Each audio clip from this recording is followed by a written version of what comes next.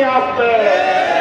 অতএব আসুন আগামী দিনে এই বাংলাদেশের দ্রব্যমূল্য নিয়ন্ত্রণ, জনবিদ্যুৎকে দাম কমানোর, বিদ্যুৎকে সহনীয় পর্যায়ে রেখে দেশ পরিচালনায় সঠিক ভূমিকা পালন করুন।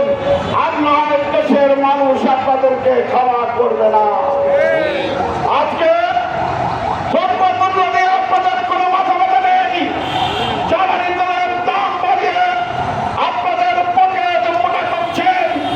আর বাংলাদেশের 3 কোটি গ্রাহকের একটি আস্থার প্রতীক ইসলামিক ব্যাংককে নিয়ে একটি হাডুডু খেলা শুরু করেছে।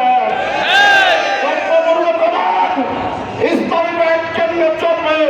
কিভাবে চলে আসছে?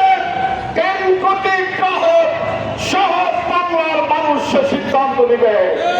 অবিলম্বে শেখ হাসিনার দোসর ইসলামী ব্যাংকের নবনিযুক্ত চেয়ারম্যান খলিলুর রহমানকে খুরশিদকে অপসারণ করতে হবে।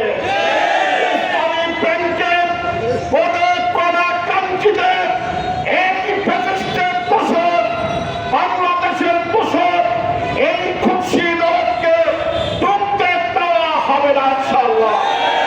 আপনারা মনে করবেন না 17 বছরে সালাম যেই কাজ করেছিল, আজকে বাংলাদেশে আবার ইসলামিক ব্যাংককে লুটপাট করেছে, সেই আচরণ আপনারা করবেন। ইসলামিক ব্যাংকের গ্রাহকরা আবার জেগে উঠেছে, সেই আচরণ আর করতে দেওয়া হবে না। শুধু এটা নয়, বাংলাদেশ ব্যাংকের একজন অযোগ্য ব্যবসায়িক ঋণ খেলাপি গভর্নরকে অবিলম্বে প্রত্যাহার করতে হবে। সোজা রাস্তায় হাঁটার চেষ্টা করুন, জনগণের সহযোগিতা দেন, জনগণের ভাষা বোঝার চেষ্টা করুন। আর না হয় বিপদের থেকে রক্ষা পাবেন না। আসুন সংগ্রামী বরিশালবাসী, আমাদের দাবি আমাদের কি আদায়